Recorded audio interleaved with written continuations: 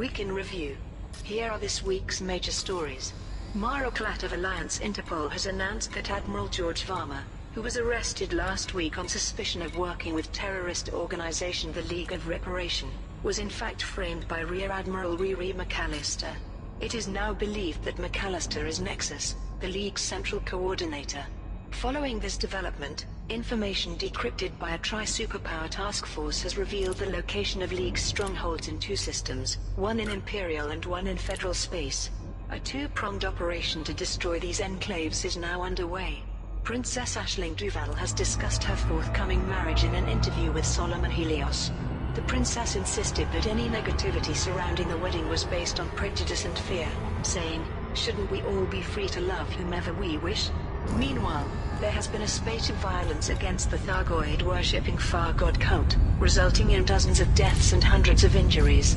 The Far God cultists have offered no resistance to the aggression.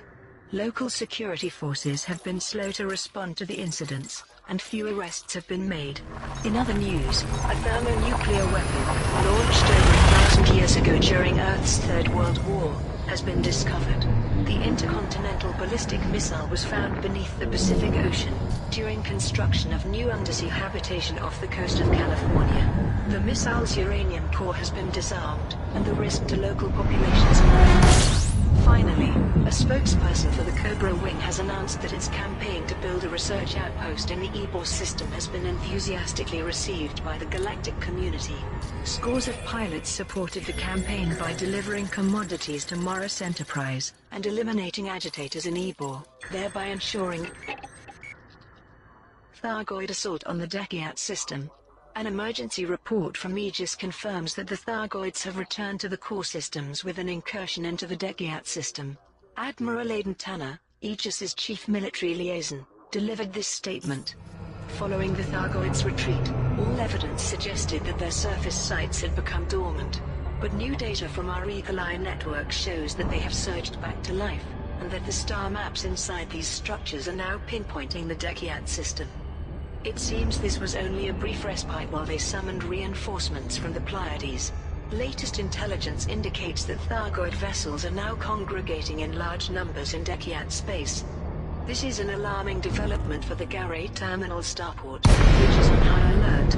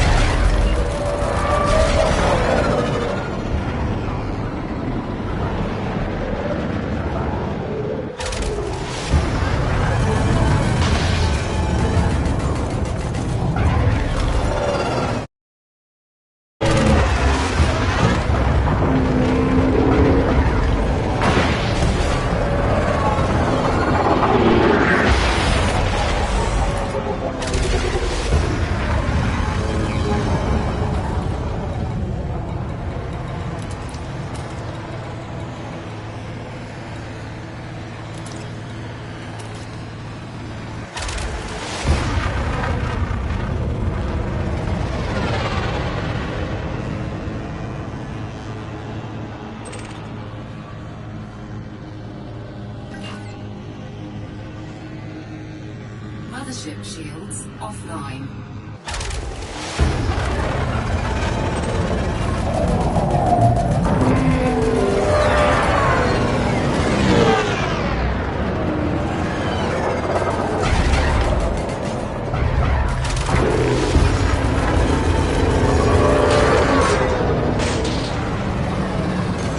Target shields online.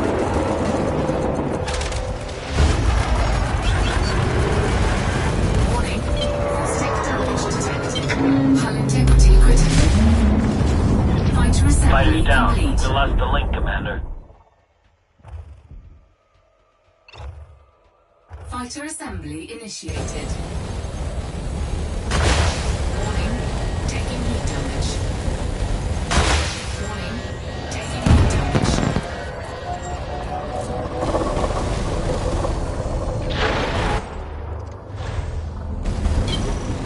Flight assist off. Fighter deployed.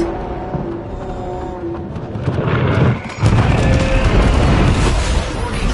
Caustic damage detected. Taking damage. Flight assist on.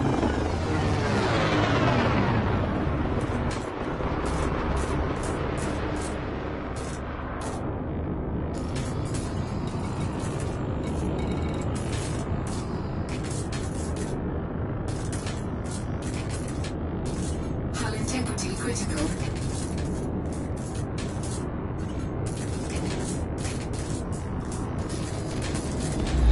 Fighter destroyed. Warning. Taking heat damage.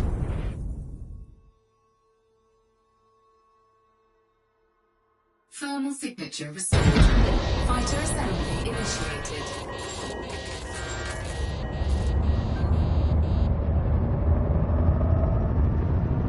Fighter assembly complete.